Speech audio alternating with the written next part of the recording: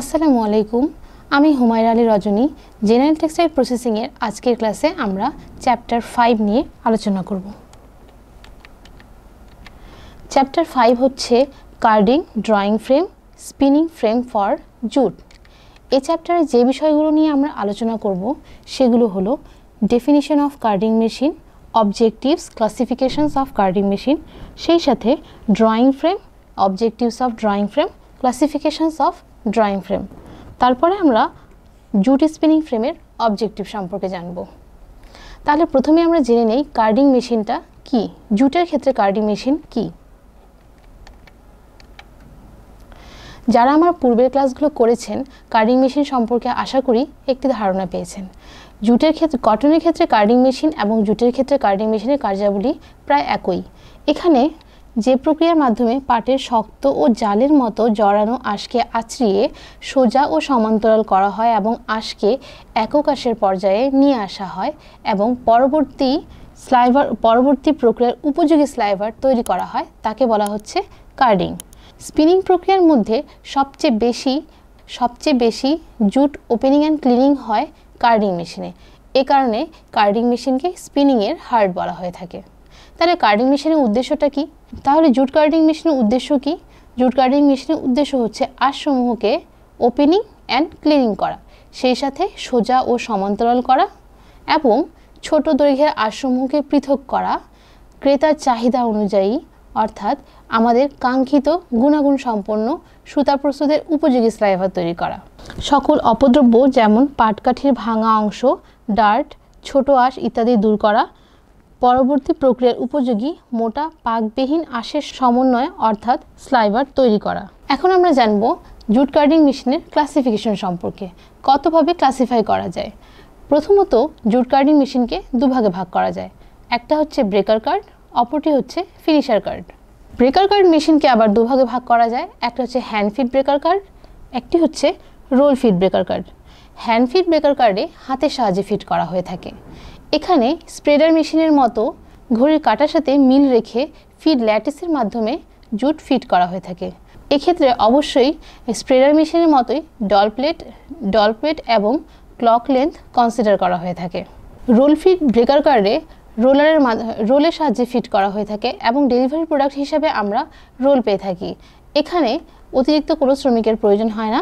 Breaker গার্ডে আঁশসমূহ হতে ময়লা অপদ্রব্যসমূহ দূর করার পরে অবশিষ্ট যে পাটকাঠির অংশ এবং অপদ্রব্যগুলো থেকে যায় সেগুলো দূর করার জন্য আমরা ফিনিশার কার্ড ব্যবহার করে থাকি।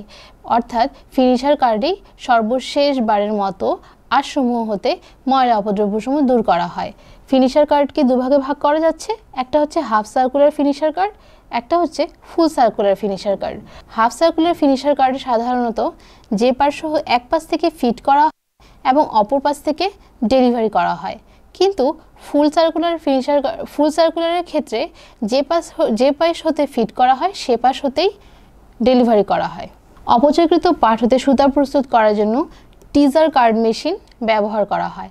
টিজার কার্ড মেশিনকে তিন ভাগে ভাগ করা হচ্ছে। একটা হচ্ছে dual carding, mono and cylinder carding, tandem carding. Dual carding মেশিনে সাধারণত দুটি কার্ডিং মেশিন ব্যবহার করা হয়ে থাকে, একটি ব্রেকার কার্ড এবং একটি ফিনিশার কার্ড। মনো আর সিলিন্ডার কার্ডিং মেশিনে একটি মাত্র কার্ডিং মেশিন ইউজ করা হয়ে থাকে। ট্যান্ডমের ক্ষেত্রে ব্রেকার কার্ড ও ফিনিশার কার্ড মিলে একটি ইউনিট হিসেবে কাজ করে। তাহলে কার্ডিং মেশিনের মাধ্যমে আমরা আঁশসমূহ হতে অপদ্রব্য দূর করার পরে পরবর্তী প্রক্রিয়ার উপযোগী স্লাইভার তৈরি করি। এই স্লাইভারগুলো এখন কোথায় ফিট করা হবে? ড্রয়িং ফ্রেমে ফিট করা হবে। তাহলে আমরা কি পাবো? ড্রন স্লাইভার পাবো। তাহলে ড্রয়িং ফ্রেমটা কি?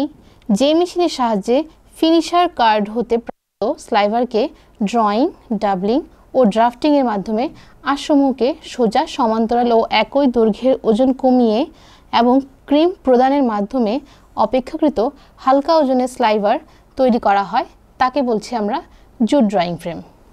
তাহলে এখানে কি কি কাজ করা হচ্ছে এটা থেকে আমরা এর উদ্দেশ্য সম্পর্কে জানতে পারছি। আমাদের মূল উদ্দেশ্য কি ড্রয়িং ফ্রেমের? ড্রন স্লাইভার তৈরি করা, একক দৈর্ঘ্যের ওজন কমিয়ে কার্ডিং মেশিন হতে প্রাপ্ত আঁশসমূহকে সোজা ও সমান্তরাল করে একক দৈর্ঘ্যের ওজন কমিয়ে একটি মাত্র স্লাইভার তৈরি করাকে আমরা কি বলছি? ড্রয়িং ফ্রেম বলছি। অবজেক্টিভস অফ ড্রয়িং ফ্রেম তাহলে কি? Drafting, doubling, parallelization, mixing and blending, sliver formation. এই অবজেক্টিভসগুলো ড্রয়িং ফ্রেমের সংজ্ঞার মধ্যে আমি বলে দিয়েছি। এখন আমরা দেখব ড্রয়িং ফ্রেমকে কতভাবে ক্লাসিফাই করা যায়। ফলার বার মেকানিজমের উপর ভিত্তি করে push bar drawing frame, spiral drawing frame. সুতার ধরনের উপর ভিত্তি করে সিবিসি অ্যান্ড হেসিয়ান সুতার ক্ষেত্রে first drawing frame, push bar type, second drawing frame, spiral type, third drawing frame, spiral type. Sacking সুতার ক্ষেত্রে first drawing frame, push bar type, second drawing frame, spiral type. এখানে পর্যায়ক্রমে আঁশসমূহ drawing ফ্রেমের মাধ্যমে doubling and drafting হয়ে আমরা একক দৈর্ঘ্যের সুতা প্রস্তুত করে থাকি। তাহলে ড্রয়িং ফ্রেমের পরবর্তী স্টেপটা কি? Jute spinning. Jute spinning drawing machine হতে প্রাপ্ত স্লাইভারকে স্পিনিং ফ্রেমে ফিট করা হয় এবং প্রয়োজনীয় পরিমাণ ড্রাফট দিয়ে, অর্থাৎ একক দৈর্ঘ্যের ওজন কমিয়ে এবং নির্দিষ্ট পরিমাণে টুইস্ট প্রদান করে সুতায় পরিণত করা হয় এবং ববিনে জড়ানো হয়। তাহলে আমরা যখন ড্রয়িং ফ্রেম থেকে প্রাপ্ত ড্রন স্লাইভারগুলোকে ড্রয়িং ফ্রেম হতে প্রাপ্ত ড্রন স্লাইভারগুলোকে স্পিনিং ফ্রেমে ফিট করা হয় এবং ড্রাফট প্রদানের মাধ্যমে যখন একক দৈর্ঘ্যের ওজনের সুতা প্রস্তুত করা হয় তাকে আমরা বলছি স্পিনিং ফ্রেম। স্পিনিং ফ্রেমের তাহলে উদ্দেশ্যটা কি হচ্ছে? Drafting, twisting, winding. প্রথমে ড্রাফট প্রদান করে একক দৈর্ঘ্যের ওজন কমানো হবে, তারপর নির্দিষ্ট পরিমাণ টুইস্ট প্রদান করা হবে যেন একে অপর থেকে আঁশসমূহ খুলে না যায়।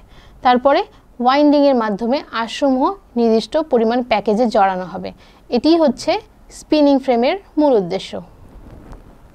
আজকের ক্লাসে আমাদের এই পর্যন্তই ছিল। এখন আমরা দেখে নিব এই অধ্যায় থেকে কোন প্রশ্নগুলো আমাদেরকে অধিক পরিমাণে গুরুত্ব দিয়ে পড়তে হবে। এখানে আমি সংক্ষিপ্ত প্রশ্ন এবং রচনামূলক কয়েকটি প্রশ্ন দিয়েছি।